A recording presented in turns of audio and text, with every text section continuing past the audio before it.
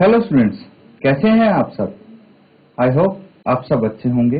ICT virtual classroom में आप सबका स्वागत है। मैं विकास। बच्चों, क्लास 6 का हम मैथ्स करेंगे और चैप्टर है आपका रेशियो एंड प्रोपोर्शंस। तो चलिए इसी चैप्टर को कंटिन्यू करते हैं आज। और देखिए बच्चों, आज हम क्या करने वाले हैं, प्रोपोर्शन यानी समानुपात के कुछ सवाल करने वाले हैं। सबसे पहले हम जो प्रीवियस सेशन में आप कर रहे थे उसका कोई होमवर्क आपको दिया गया था, उसी वहीं से कंटिन्यू करेंगे ताकि आप कनेक्ट कर पाए कि भाई प्रीवियस सेशन में जो हो रहा था वहीं से कंटिन्यू कर रहे हैं, कुछ स्किप नहीं हुआ है आपका। तो देखिए यहाँ पे क्वेश्चन क्या था, जांचिए कि क्या निम्न अनुपात समानुपात बनाते हैं। यदि समानुपात बनाते हो तो मध्य पद और चरम पद भी आप लिखेंगे। ठीक है, ये है आपका क्वेश्चन। और यहाँ पे देखिए 39 litres ratio 65 litres and 6 bottles ratio 10 bottles लिखा है। और इसको आपको क्या करना है, चेक करना है। और सबसे पहले आपको ये बताना है कि क्या ये प्रोपोर्शन में है, क्या ये समानुपात बनाते हैं। अगर हाँ तो इनके फिर जो चरम पद है यानी एक्सट्रीम टर्म्स हैं और मिडल टर्म्स हैं वो दोनों आपको बताने हैं। तो जल्दी से यहाँ पे बैठ के इसको सॉल्व कीजिए और जैसे आपका आंसर आता है फिर हैंड रेज करना।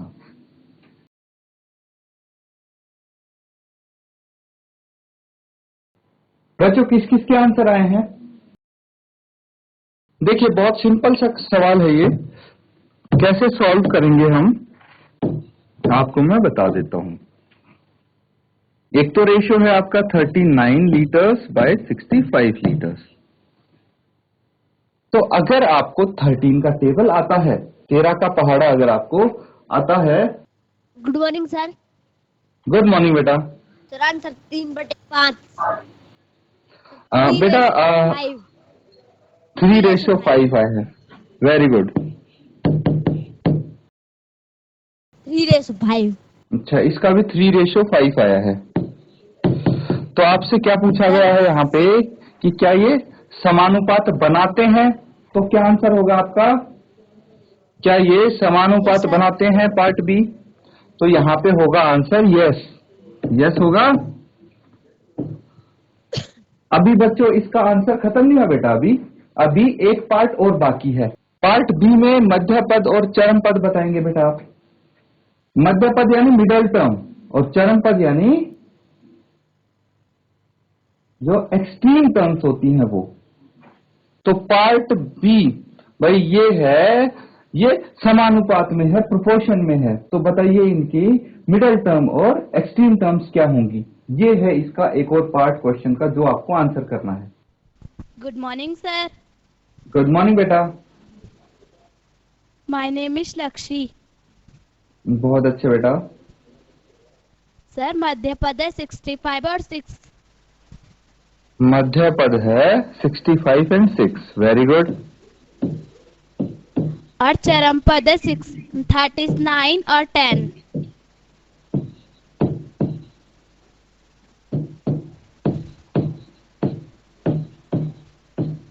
39 और 10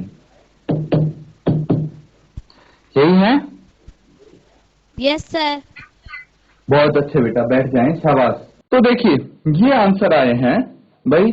जीआईसी कोट कंडारा ने तो ये बता दिया कि हाँ ये एक समानुपात में है।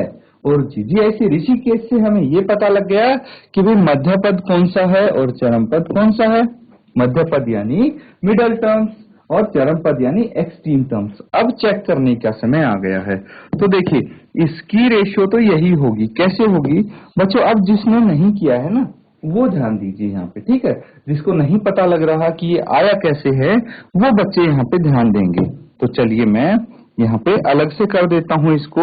ये 39 लीटर्स एंड 65 लीटर्स है, ठीक है। क्या क्या है, 39 लीटर्स एंड 65 लीटर्स यही है। तो इसको मैं क्या लिख सकता हूँ, 39 बाय 65। 13 का टेबल मुझे आता है, 13 × 39, 13 × 5 = 65। ये अगर 3/5 दैट इज 3:5। और दूसरा क्या था, दूसरा था बच्चों 6 बोटल्स एंड 10 बोटल्स। तो 6/10 को 2 से डिवाइड कीजिए, 2 × 6 2 × 5 10, दैट इज 3/5 और ये कितना आ गया 3:5। अब दोनों रेशियो इक्वल हैं, दोनों रेशियो ये और ये रेशियो इक्वल हैं, तो आप बोल सकते हैं कि दे आर इन प्रोपोर्शनेट, समानुपात में है। ठीक है, क्या क्या समानुपात में है? ये है बच्चों 39:65 प्रोपोर्शन 6:10। क्या यही है प्रोपोर्शन में? देखिए भाई 39:65 और एंड की जगह हम प्रोपोर्शन का साइन लगा देंगे, फिर 6:10। तो यही लिख दिया मैंने। अब देखिए जो मिडल टर्म्स हैं वो कौन सी है? मिडल टर्म्स हैं 65 एंड 6। जो मिडल टर्म्स हैं वो 65 एंड 6 हैं, यानी मध्य पद क्या है? मध्य पद है 65 और 6, और जो चरम पद है वो है 39 और 10। 39 और 10 ये हो गए चरम पद। जो बाहर वाले पद होते हैं उनको चरम पद बोलते हैं। तो बच्चों जिसको आता है बहुत अच्छी बात है, देखिए आपका आंसर एकदम सही है। नोट डाउन कर लीजिए इस सॉल्यूशन को। देखिए कि क्या आपने भी ऐसे ही सॉल्व किया था? मैक्सिमम बच्चों का तो आंसर बिल्कुल सही आया होगा। बाकी अगर किसी का नहीं आया हो तो यहाँ से आप चेक कर सकते हैं। उसके बाद नेक्स्ट पार्ट करेंगे।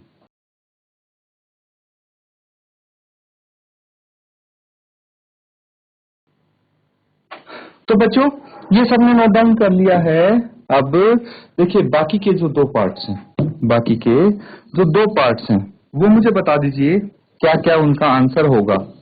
ठीक है, अब हम डायरेक्टली इसको कर सकते हैं, डायरेक्टली इनको हम यहाँ पे कर सकते हैं। तो जल्दी से पार्ट सी और डी के मुझे बताइए कि सबसे पहले तो क्या ये समानुपात में है? जो भी समानुपात में हो उनके चरम पद और मध्य पद बताइए आप। Good morning sir. Good morning बेटा। मुझे बताइए पार्ट जो सी है क्या वो समानुपात बनाते हैं? दो सर। नहीं बनाता। चलिए वेरी गुड, ये नहीं बनाता। और अब पार्ट डी का बताइए क्या ये समानुपात बनाता है? देखिए सी का अगर नो आ गया आंसर मतलब सी का मध्य पद और चरम पद निकालना ही नहीं है हमें। तो डी का मुझे बताइए, किसी और बच्चे का अगर आंसर आया हो तो वो स्टूडेंट बता सकता है अपना आंसर। गुड मॉर्निंग बेटा। My name is Neelam. Very good. Sir ji इसका आंसर है नो। नो ई वाले का। वेरी गुड,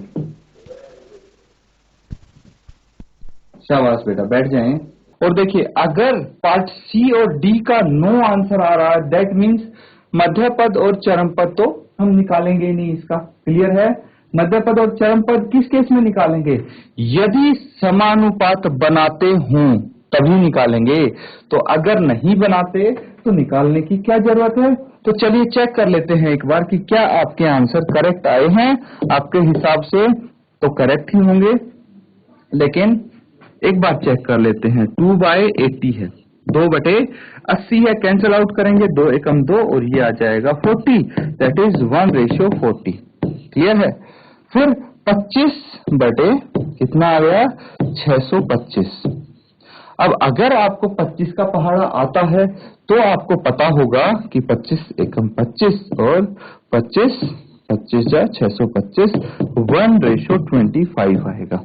अगर नहीं आता है तो आपको पहले 5 से दोनों को डिवाइड करना पड़ेगा, 25 को और 625 को, और फिर दोबारा 5 से डिवाइड करेंगे, है ना?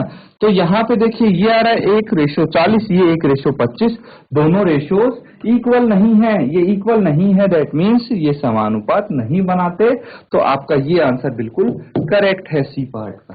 क्लियर है? अब पार्ट डी में चेक करते हैं हम। पार्ट डी का चेक करेंगे, रेशियो क्या आ जाएगा 200 ml है एंड 2.5 लीटर है। 200 ml और 2.5 लीटर है। तो बच्चों हमें क्या करना है, हमें दोनों ही या तो मिलीलीटर में होने चाहिए दोनों यूनिट, या फिर लीटर में होनी चाहिए। तो चलिए हम इसको मिलीलीटर में कन्वर्ट कर लेते हैं।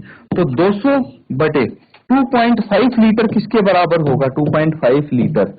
ये हो जाएगा बच्चों, 1 लीटर में कितने मिलीलीटर होते हैं? 1000 मिलीलीटर होते हैं। तो 2.5 मिलीलीटर में कितने मिलीलीटर होंगे? इसको 1000 से मल्टीप्लाई कर दीजिए, कितना आ जाएगा? नीचे 10 आ गया डेसिमल हटा के, और ये आ गया 2500, 2500 ml। आ गया कि नहीं आ गया? 2500 ml। तो ये 2 जीरो से 2 जीरो कैंसिल आउट, 2:25 आ गया। ये 2:25 आ गया, 2:25 आ गया कि नहीं आ गया? अब देखिए दूसरा हम करते हैं सॉल्व। क्या करते हैं सॉल्व? अब हम 4:50 को हल करेंगे।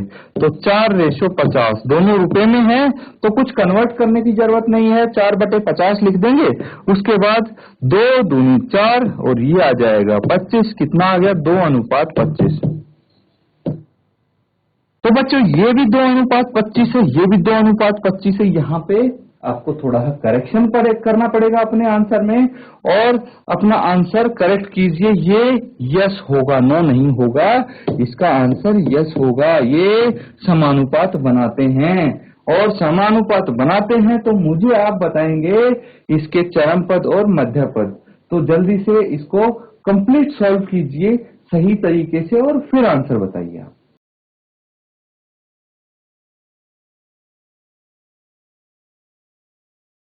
तो बच्चों बताइए मुझे, पार्ट डी का क्या होगा चरम पद और मध्य पद? Good morning sir. Good morning बेटा। सर माय नेम इज आयत फातिमा। बहुत अच्छे बेटा, बताइए। सर मध्य पद होगा 2500 और 4।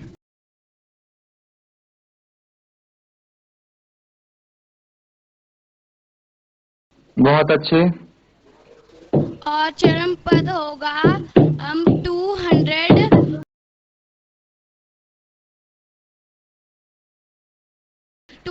और 50। 250, वेरी गुड। इनकी यूनिट्स भी हम लिख देते हैं, है ना? यूनिट्स भी हम साथ साथ लिख देते हैं। ml हो गया, ये 50 रुपीज हो गया, ये 4 रुपीज हो गया, और ये 2500 ml हो गया, है कि नहीं? बहुत अच्छे, बिल्कुल सही आंसर है। वेरी गुड बेटा, शाबाश, कीप इट अप। और इसी तरह से आप क्वेश्चन करते रहिए। अब एग्जाम में आपको परेशानी नहीं होगी अगर तरीका आपको अच्छे से आ गया है। तो बैठ जाए बेटा। तो ये एक्सरसाइज हमारी यहाँ पे कंप्लीट हो जाती है। अब जो नेक्स्ट एक्सरसाइज है उसका मैं आपको छोटा सा ओवरव्यू दे देता हूं, ताकि आप घर पे उसको अच्छे से रिवाइज कर पाएं। ठीक है? तो जो नेक्स्ट टॉपिक आपका आने वाला है वो है यूनिटरी मेथड। Unitary method.